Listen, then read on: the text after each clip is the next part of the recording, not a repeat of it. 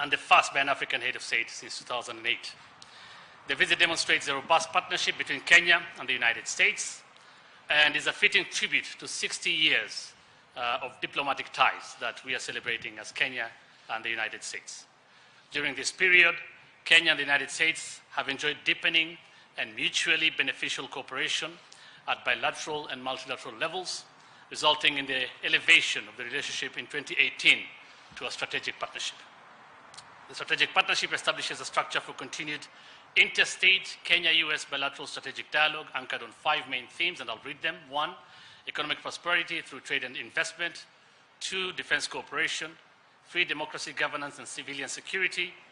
4, multilateral and regional issues. And 5, health cooperation. It is in this context of pursuing tangible outcomes in each of these critical result areas that accelerated cooperation has led to the gracious invitation of President Ruto by his counterpart, President Joe Biden of the United States of America. The visit is themed Partnership for Prosperity and aims to bolster shared commitments to economic growth, democratic values, peace and security, and reflects the strategic importance of Kenya to the US as a leading regional anchor and the main commercial gateway to Eastern Africa. The visit builds on existing partnership to highlight the following key thematic areas. 1, shared values, including democratic governance. This includes people-to-people ties, health partnerships, as I said, and promotion of the creative economy. There will be several meetings towards that effect. 2, security cooperation for peace, security, and sustainable development. 3, trade and investment for shared prosperity, and there will be announcements to that effect as well. And digital technology cooperation, which of course delivers innovation, progress, and inclusion. Kenya and the US share a strong bond of friendship, evidenced by the exchange of high-level visits between the two countries. Since December 2022, Kenya and the US have enhanced bilateral and multilateral engagements through our participation in the US-Africa Summit, the 3rd bilateral strategic dialogue in April 2023, the National Prayer Breakfast in February 2024, and roadshows in Chicago and New York, among others, late last year. Following the roadshows, there has been an increase in investments by US tech companies in Kenya, and we'll see more, of course, as we head to the state visit, or as the President heads to the state visit. This include the companies, that is Microsoft, Google, Cisco, IBM, Kiosk, and Sun Culture, among others. I'll now go to the itinerary. Starting tomorrow in Atlanta, Georgia, President Ruto's visit will commence there. He'll visit the Carter Presidential Library and Museum to emphasize the two countries' shared commitment to governance, democratic values, and anti-corruption efforts. His remarks there will underline the importance of democracies working collaboratively to tackle global challenges. The President will then visit Ebenezer Baptist Church to pay homage to the civil rights struggle and emphasize how religion can be a force for good. This visit will underscore the respect for historical struggles for equality and justice. The 3rd area of engagement tomorrow, that is on Monday 20th, in Atlanta, Georgia, will focus on the US-Kenya Health Partnership at the Center for Disease Control, CDC headquarters. Among key announcements will include the new CDC-KEMRI partnership, and more details, of course, will be shared to that effect. The President and the First Lady will then be hosted by Kenya's strong diaspora in Atlanta. Of course, with focus on the diaspora as a force multiplier in national transformation, as envisioned in the bottom-up economic transformation agenda. On Tuesday, still in Atlanta, Georgia, the President commences his 2nd day at Spelman College, where he will discuss the critical role of higher education, particularly science and technology, in enhancing Kenya's human capital development, which is critical to attracting investment that solidify Kenya as an appealing destination for tech jobs for both present and future needs. At Tyler Perry Studios, which he will also visit, President Ruto will explore opportunities within the creative economy, highlighting it as a potential job creator and an area of robust partnership between Kenya and the United States. The President will then shift attention to trade and investment with a visit to Coca-Cola, where new investment partnerships will be announced. He will also then launch Vivo's inaugural store in America. That's a leading Kenyan retail fashion enterprise, showcasing the power of Kenyan women entrepreneurs. Mayor Andre Dickens of Atlanta and the Atlanta CEO's Council will then host the President, who will seek to position Kenya as an important regional manufacturing hub. After that, the President and the First Lady will travel to Washington, D.C. on Wednesday, May 22nd, arriving at Andrews Air Force Base, where they will be officially received with full ceremonial state honors.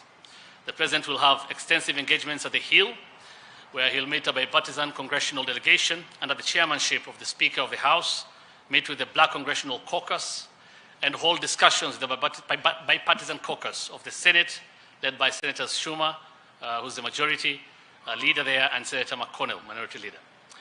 In his meetings at the Hill, the President will apprise the legislators on the challenges faced by democracies on the continent and the urgent need for America's tangible and practical engagement with the continent. He will brief the legislators on the dual crisis of climate change and conflicts in the region and Kenya's leadership in dealing with these challenges. In urging Congress to be cognizant of the need for African goods to continue accessing the US markets on preferential basis, the President will implore Congress to extend the Africa Growth and Opportunities Act, better known as AGOA. On Thursday, which is the main day of the President's state visit to the United States, the President and the First Lady will lay a wreath at Arlington National Cemetery to honor the sacrifices of American soldiers as well as historic figures such as Thurgood Marshall and John F. Kennedy, who have had profound impacts on the history of Kenya. He will hold the main bilateral meetings with his host, President Biden, and delve deeper into Kenya-US economic, health, and security partnership, and discuss regional developments on the continent, highlighting the fragilities and opportunities on the continent. Multilateral issues will equally feature in the talks, including the Multilateral Development Bank's reforms and Security Council reform of the UN to enable the world cope with the evolving polycrisis of climate, debt, pandemics, and a multitude of security threats. The two leaders will then hold a joint press briefing at the White House after their bilateral talks. President Ruto will thereafter deliver a keynote speech on shared climate solutions at the Smithsonian, discussing global environmental challenges and collaborative efforts to address them. This is what he has been doing, of course, as you know, for the last one and a half years as a champion of climate change and the best way to mitigate climate change. So as a champion of climate action, of course, he's also still the chair of KAHOSK. The day concludes with a state dinner on Thursday at the White House celebrating the enduring friendship between Kenya and the United States. Finally, on Friday, May 24th, the visit concludes with strategic engagements focusing on trade, investment, and digital cooperation. That includes a breakfast at the US Chamber of Commerce, where President Ruto will make the case for Kenya as a prime destination for US investments. He'll also hold a digital roundtable discussion hosted by Vice President Kamala Harris, exploring the potential for expanding the US-Kenya digital partnership. He'll also pay a visit to the Pentagon, where the President will highlight Kenya-US defense partnership in the fight against terrorism, extremism, and other emerging areas, including cybersecurity. So that's a brief itinerary. Of course, there's a lot more, and they'll be announced during the visit, and I'm sure you'll be following. Let me now give some time to the Principal Secretary to say a few words. Well, thank you very much, Hussein. I think that captures the breadth and length of the visit. I think really what is important is that this state visit signifies a deepening in the relationship between the United States and Kenya, and the areas of partnership, particularly in the peace and security area, will be one of the major areas of focus. Aside from that, like Hussein has mentioned, there will be huge emphasis on trade and investment. And in particular in the area of trade, as you know, the AGOA framework that has facilitated commodities from the continent to access US market quota-free and on preferential terms is lapsing next year.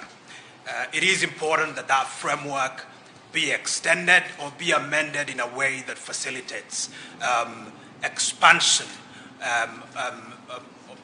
of access to the US market by African commodities. Again, I think just to mention, the focus will be heavy in the area of diaspora. We are very committed as government to expand diaspora remittance and diaspora's contribution to our economy.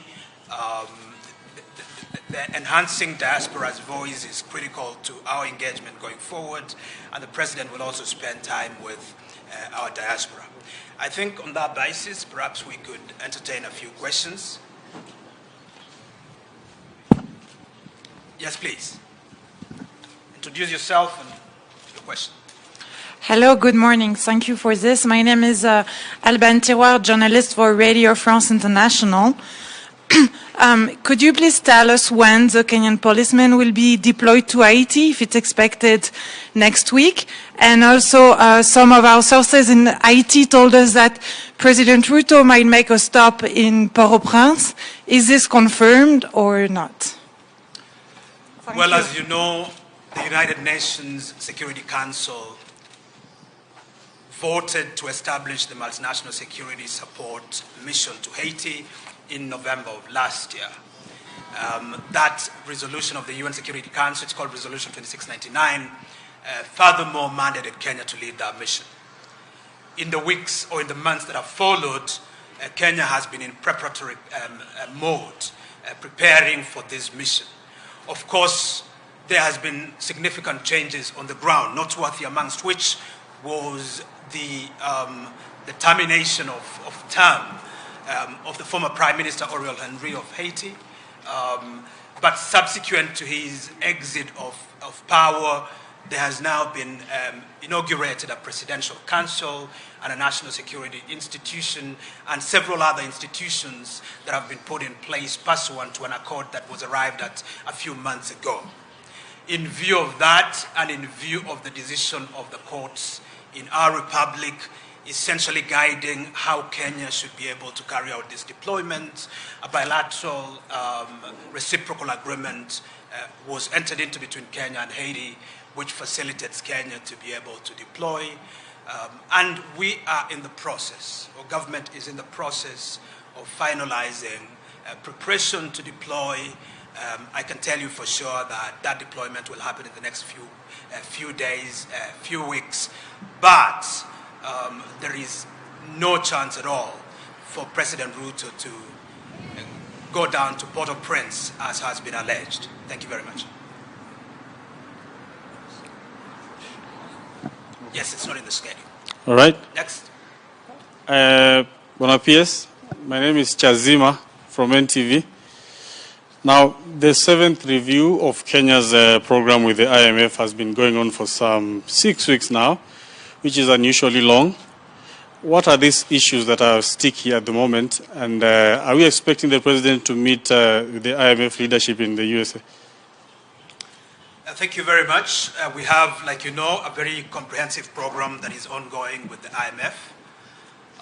The critical issues around our discussions with the IMF presently relates to tax measures, and in particular with regard to revenue-raising measures that the government is proposing. Of course, you know that the finance bill is out in Parliament, and it's going through its own internal process. But because of the complexity of all these issues around tax revenue, you know, it's taken quite a long time for there to be consensus and agreement between Kenya and the IMF moving forward. But with regard to the trip, the President will engage robustly with President Biden with regard to the terms and conditions by which Africa accesses credit. One of the critical things facing the continent, including Kenya right now, is the debt burden. This debt burden is accentuated or exacerbated by the challenges around climate. Resources that countries on the continent have been borrowing, instead of those resources being deployed towards expanding infrastructure and, you know, providing social goods to citizens, a lot of those resources are being used to mitigate the challenges around global climate change. And so it is important for the world to come together around providing a much more enabling lending framework, not just for Kenya, but for the entire continent that is in dire debt distress. And so this is a conversation that will feature in the bilateral conversation with President Ruto, but certainly on the sides as well. It is very likely that the President will also engage with the IMF. Thank you. My name is Joel Chacha from K24 TV. President William Ruto will be visiting a country that is matured, of course, democratically.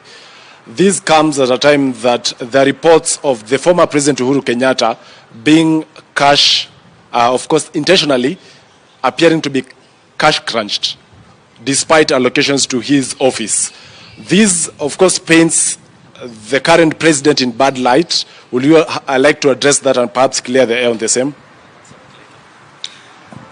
I think Kenya is a well-known democratic state. It has institutions, including institutions touching on budgetary allocations. The entire budgetary process takes a while.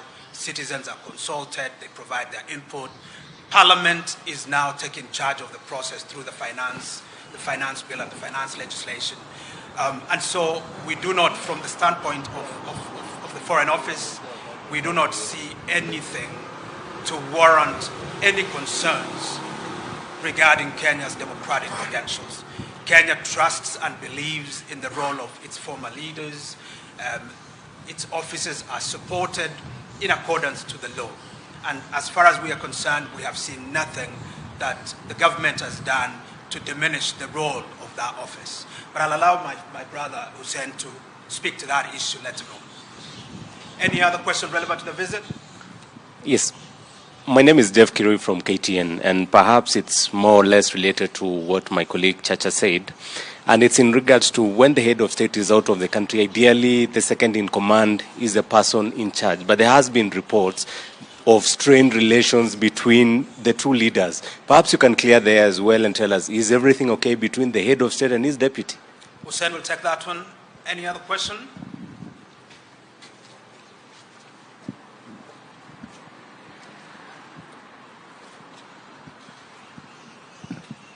Thank you, Dr. Korir. My name is Gordon Hussein from the Star newspaper.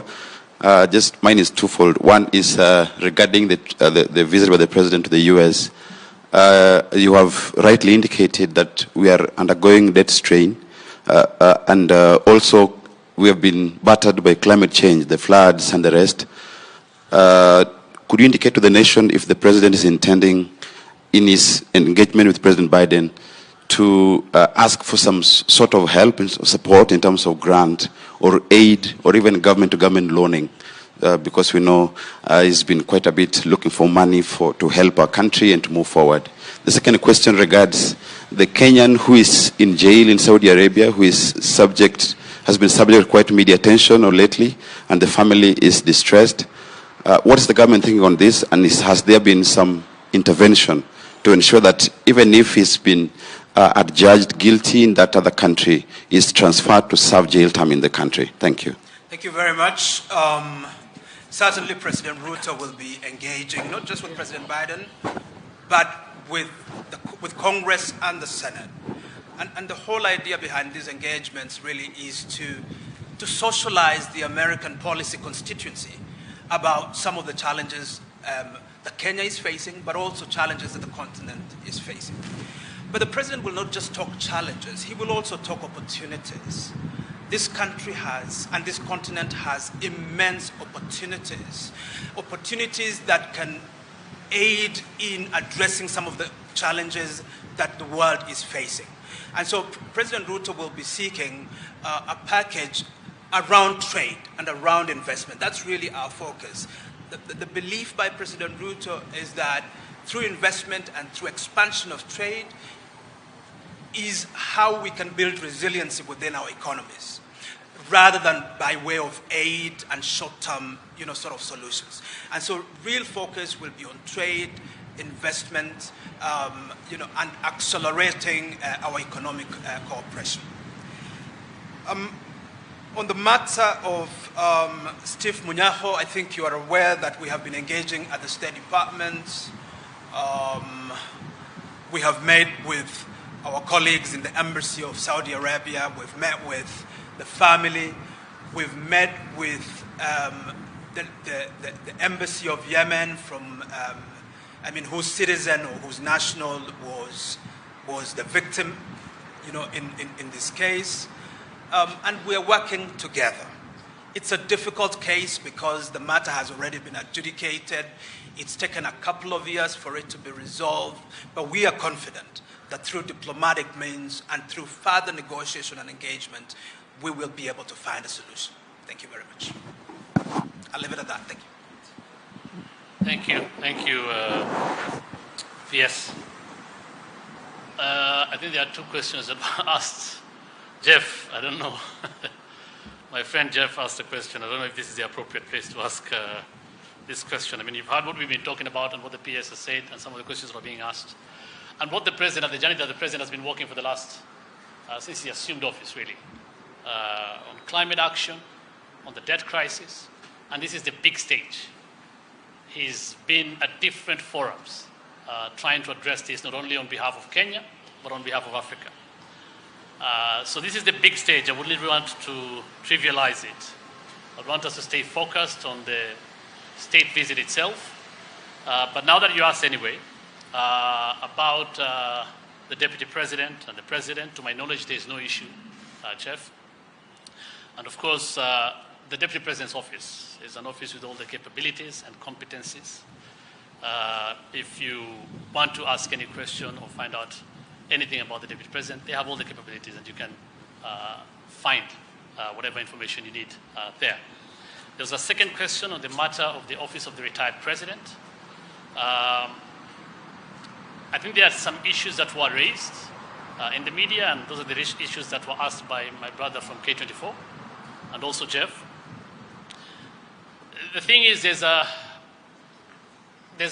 office complex in Nyari that has been used by previous president, the late President Mwai Kibaki, and he occupied that office for 9 years.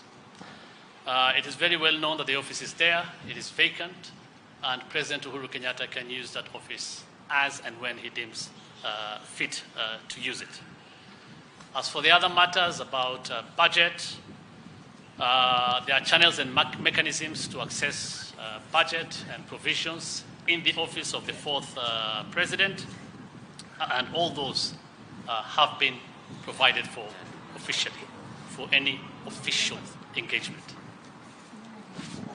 Okay. Hi, my name is Gatete Njoroge from Citizen TV, Hussein. My question is about the US trip, and some of the things maybe that Kenya is seeking to partner with the US. I don't know if we're also seeking, let's talk, when we go to Asia, we have seen the president talking about exporting labor. I don't know if that is some of the proposal maybe we'll be having to the US government. In the 60s, we remember we had the airlift programs where we saw thousands of Kenyans going to the US and they were getting scholarships and they came back and served this country. Are those some of the opportunities that the government will be exploring when they go to the United States? Thank you, Hussein. Yes, Gatete. I mean, you introduced Gatete Njoroge. There is, of course, all this and much more on the table and will be discussed. As I said, this is just an itinerary, giving you a rundown of what will happen. As the president goes to the state visit, a lot more will be announced. The airlift program is something that will be reflected upon, and yes, the announcements of, on partnership between Kenyan universities and their US counterparts, and that will actually be announced to that effect in as far as exchange programs are concerned. But I can also take it. Yeah. But I think just to mention that Kenya and the US have been negotiating STIP, the Strategic Trade and Investment Partnership. This is an agreement that we are negotiating. It has about 11 chapters. And there is a whole chapter there on labor and labor migration.